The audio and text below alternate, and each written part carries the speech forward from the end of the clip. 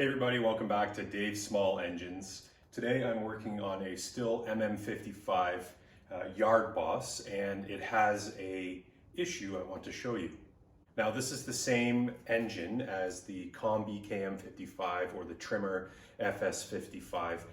They use this power head in a variety of different applications, but in terms of the engine internals, it's all the same. So this engine actually won't start, and the issue that it is having is that when trying to start it, it backfires. Let me see if I can get it to act up and show you exactly what it's doing.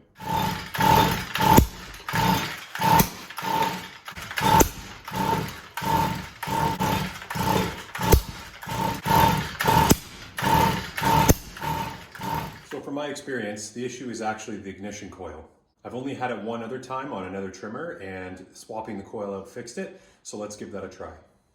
So on this yard boss, it's actually a little bit harder to get at the bolts on the bottom of the casing, which is what we need to do to get this top cover off because of everything that's going on here.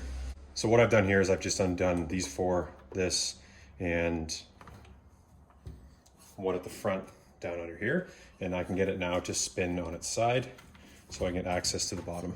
So now that it spins either way, I can probably get at the bolts that I have to in order to get the cover off.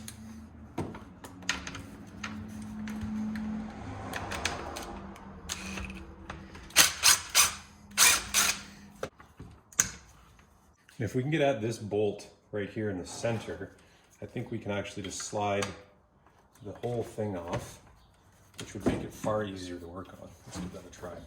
This is the bolt that holds it in the center of the shaft.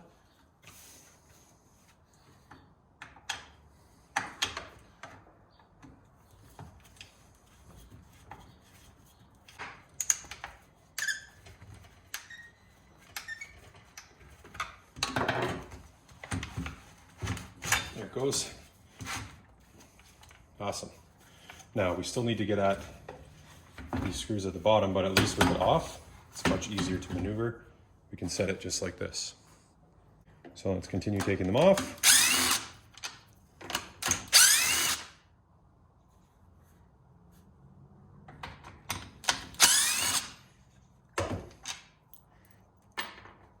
The centering bolt for the shaft is the shortest one of all of them.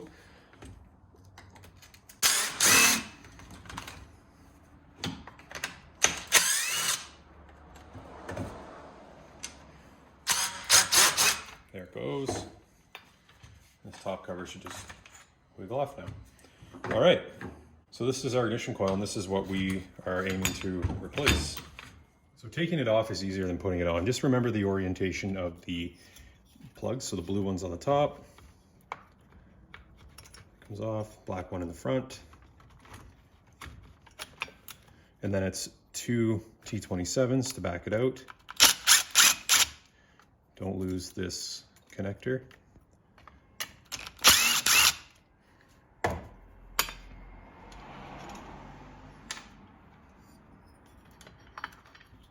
there it is. There's the ignition coil. Let's swap it out. Okay, so here's the old one, here's the new one, almost the same part number. It may have a slight difference, or it might just be a newer version. Both are made by Walbro. So let's give this one a try.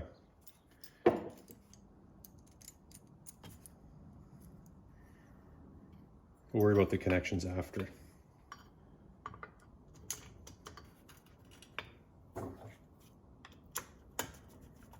We'll worry about gapping it after. Let's just get it on here first, and then we'll set everything up the way it needs to be.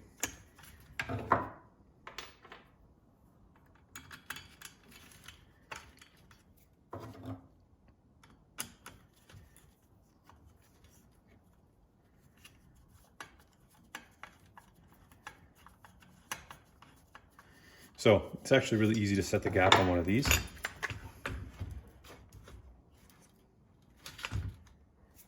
All you need to do is grab a business card, slide it in between the contacts, and then make sure you spin the flywheel back to where it grabs as a magnet, and then you just tighten it up. Business card seems to be the perfect, easiest, most common tool for gapping a ignition coil on a small engine. You can use a feeler gauge, but this is sufficient and available. So now you can see we have the perfect gap in between there.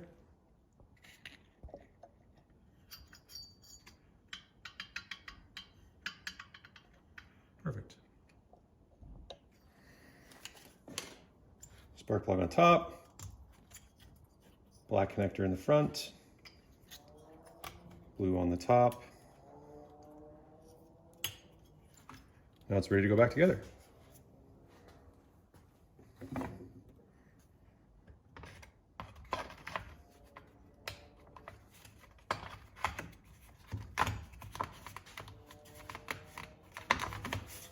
I'm going to put some of these in, but I'm not going to do them up tight because we do have to slide this back onto the shaft. You can do the back ones on tight.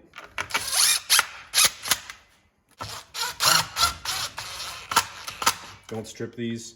I know exactly how much torque my impact has, so I'm not worried about it. But they do strip easily if you're not careful.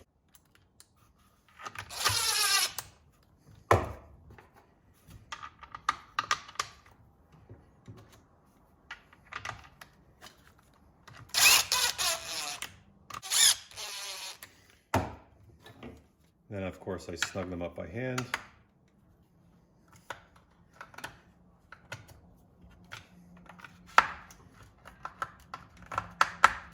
Okay, let's slide it on now. There it goes, that lined up perfect. And now, tilt the whole assembly so that we can get that alignment bolt in the bottom.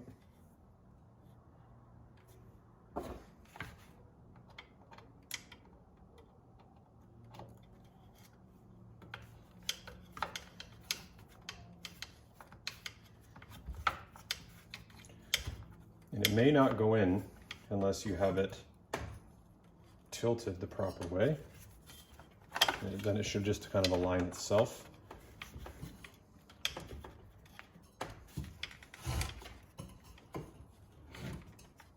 There it goes. Nope, doesn't want to, see?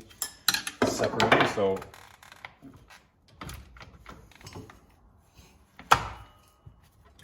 There, you heard it clip in. That's what we're after. So now when you move it, you can feel that bolt is engaging.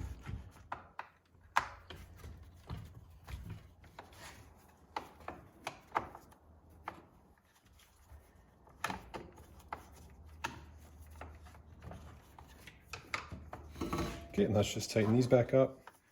These are the bolts I had undone at the beginning to allow the whole shaft and head to spin, so I could get access to the bottom.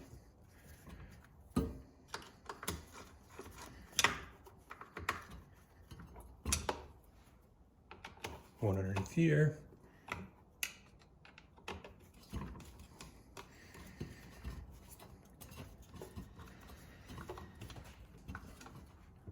Very good, and then it's just the one on the other side for the handle. It's a 13 mil. Okay, let's see if it starts. So nothing else has changed except the coil.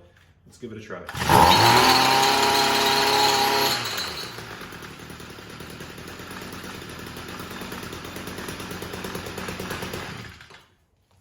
That was the first pull. That's pretty impressive. Wow. Okay, so what's the coil? Just for fun, let's start it up again.